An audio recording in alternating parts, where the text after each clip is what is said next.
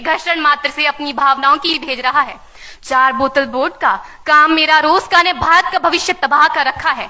हम ना एक ऐसे समाज में जीते हैं जहां लड़कों से बात करता देख जो भाई हड़काते हैं, लड़कों से बात करता देख जो भाई हड़काते हैं, वही भाई अपनी गर्लफ्रेंड के किस्से घर में हंस हंस कर सुनाते हैं। और मैं बता दूं, महिला सुरक्षा के मामले में हम आज भी चौथे नंबर पर आते हैं। हम ना एक ऐसे समाज में जीते हैं जहां पत्थर की मूरत को लगते हैं 56 भोग और भूखे नंगे तड़पते सो जाते हैं लोग, भूखे नंगे तड़पते सो जाते हैं लोग। मजदूर को मजदूर समझिए, मजबूर नहीं। गरीब को काम दीजिए, दान नहीं। और अगर दान देने के इच्छुक हैं तो जीते जी रक्तदान दीजिए और मरने के बाद अंग दान देकर किसी मरते हुए को जीवन दान दीजिए। यही सच्ची देशभक्ति और यही सच्चा राष्ट्र प्रेम है। ना सरकार मेरी है ना रब मेरा है, ना सरकार मेरी है ना रब मेरा है, और ना ही ये बड़ा सा नाम मेरा है। बस इतनी सी बात का गुरूर है मुझे कि मैं भारत की हूं और ये भारत मेरा है और ये भारत मेरा है। परंतु एक वैचारिक बीमारी हमारे समाज में मुझे नजर आती है।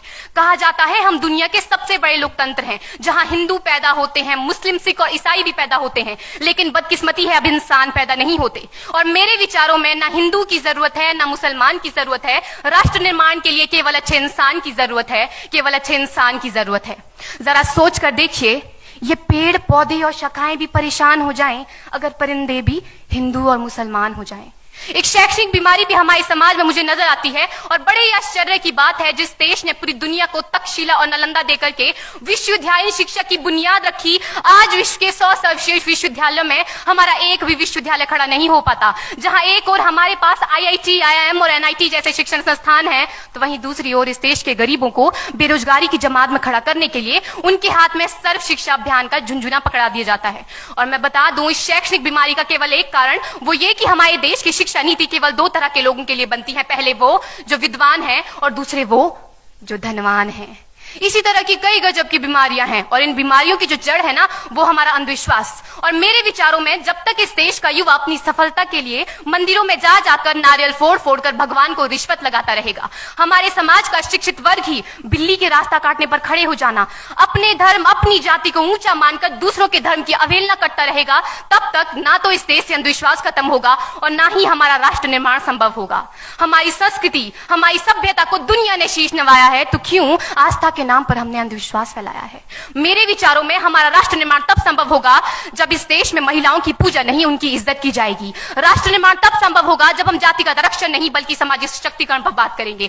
राष्ट्र निर्माण तब संभव होगा जब स्वच्छता अभियान में केवल सरकार नहीं बल्कि सड़क पर चलने वाला हर एक नागरिक हाथ बंटाएगा, स्वच्छ भारत स्वस्थ भारत को दिल से अपनाएगा।